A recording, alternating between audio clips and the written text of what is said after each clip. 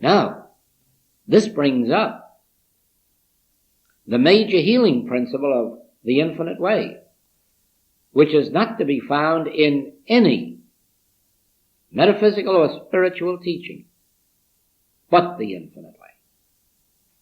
This is what sets infinite way healing apart. This is why infinite way healing is beginning to be accepted by all of the bodies of the world who are interested in spiritual healing. And this is it.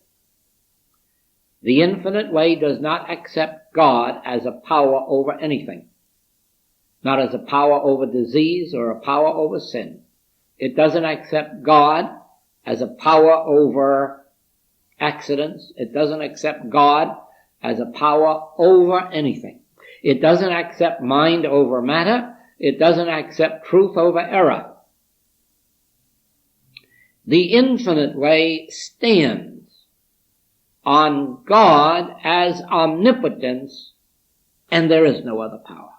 Therefore, the infinite way never uses the power of God to do anything. It never seeks the power of God to do anything. It never prays to the power of God to do anything. The infinite way abides in the realization of God's omnipotence.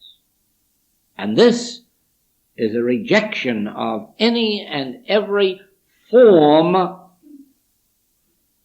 or claim of power. Remember this. The infinite way does not say that God heals disease or reforms sinners. The infinite way does not say that God destroys evil or removes it. The infinite way is a direct statement. God is omnipotence, meaning all power, the only power, beside which there is no power.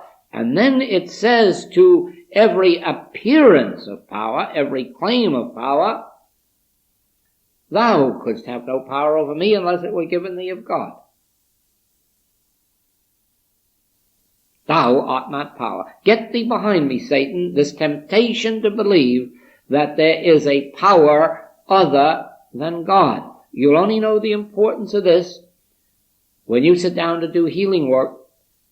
And remember, I am not going to God for power.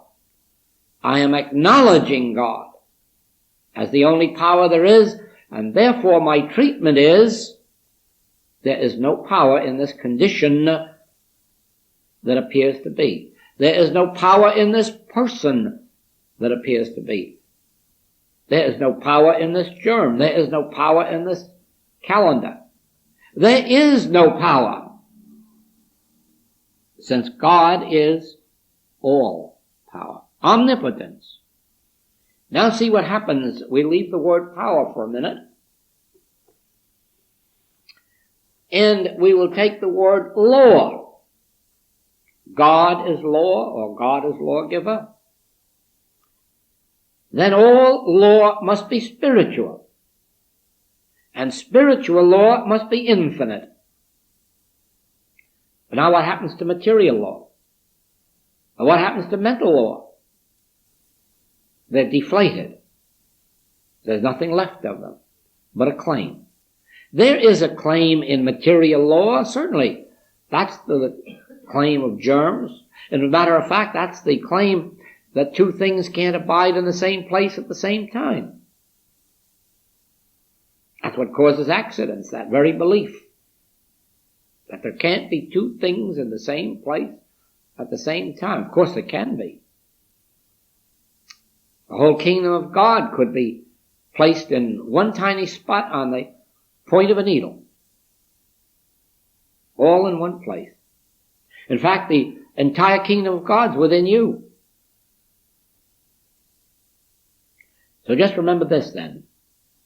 If God is the lawgiver and the law, and if God is spirit, then spiritual law is infinite and it becomes the only operative law. And all other law is seen as illusion. a belief, a claim.